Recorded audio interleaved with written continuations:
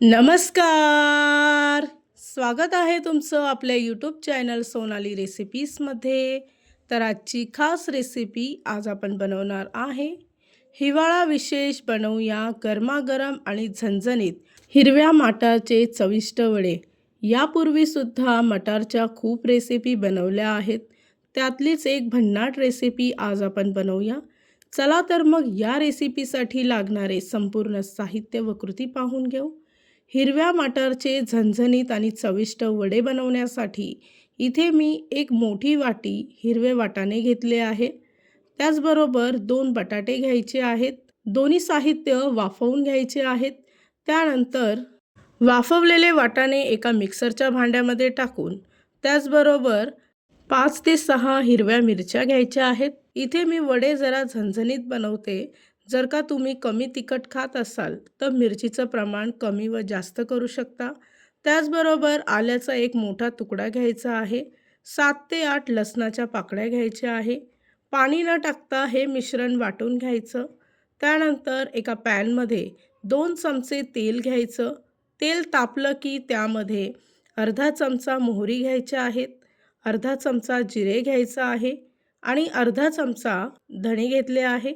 त्याचबरोबर काही कढीपत्त्याची पानं घ्यायची आहेत आणि थोडंसं हिंग टाकून चांगली फोडणी गरम करून घ्यायची.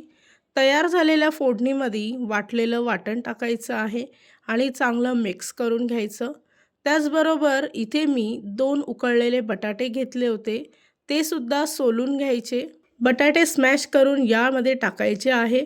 त्याचबरोबर अर्धा चमचा हळद घ्यायची, 1 चमचा मीठ घ्यायचं आहे आणि बारीक चिरलेली कोथिंबीर टाकून सर्व मिश्रण चांगलं एकजीव करून घ्यायचं आहे. या रेसिपीसाठी लागणारे संपूर्ण साहित्य व कृती मी तुम्हाला डिस्क्रिप्शन बॉक्समध्ये दिले आहेत, तर तुम्ही तिथे जाऊन चेक करू शकता. वाटाण्यांच्या वड्यासाठी लागणारं मिश्रण तयार झालं आहे.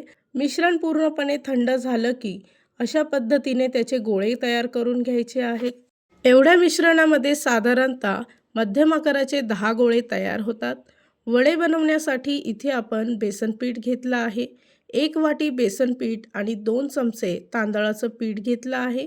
त्याचबरोबर अर्धा चमचा हळद आणि 1 चमचा मीठ घ्यायचं.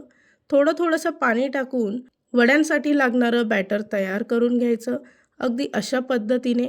त्यानंतर तयार केलेले वाटाण्याचे गोळे या पिठामध्ये चांगले भिजवून घ्यायचे. एका बाजूला एका कढईमध्ये तेल गरम करून घ्यायचं आहे.